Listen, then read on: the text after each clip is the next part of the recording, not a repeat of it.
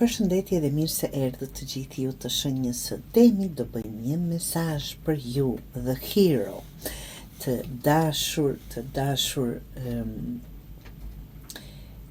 Demër. Kjo letër nuk është një letër e butë ta quaj ashtu, por është letër kogja e qartë. Është koha që ju të veproni me strukturë dhe të tregoni forcën e juaj përmes veprimeve konkrete, jo fjalëve. Kjo periudhë kërkon që të ngrihesh, të dashur Demër, që të ngriheni mbi rrethanat, të merrni rolin udhëheqës në diçka që po lëkundet, që nuk po ecën ashtu siç duhet. The Hero flet për situata kur të tjerët ndoshta presin që dikush tjetër të marrë përgjegjësinë, por në fakt është radha jote. Kur them radha jote, mendoj që ka ardhur koha të veproni, jo ti mendoni apo ti bluani nëpër kokë, ta them ashtu. Në praktik, kjo letër mund të përkthehet kështu, me marrje vendimesh të qarta në punë apo në projekte personale. Vendosje rregullash të reja që forcojnë strukturën tënde të përditshme.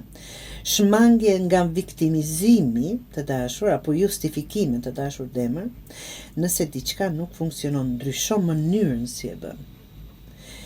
Një forcim i vetbesimit përmes rezultateve, jo përmes fjalëve apo planeve të pambyllura apo të lënë pezull.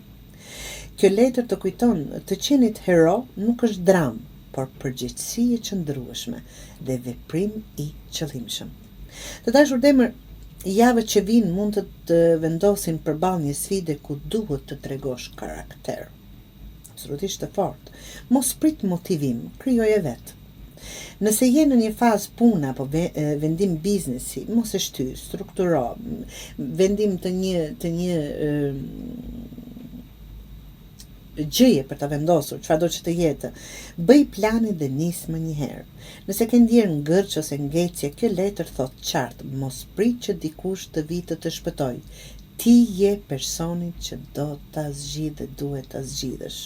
Në fund, të dashur Demër, kjo është një periudhë ku Demi duhet konkretizoj autoritetin personal, duke ndërtuar, jo duke pritur. Rezultatet që vinë nga qëndrueshmëria e sotme do të shërbejnë gjatë. Pra, mos qëndro, dashit, por vepro.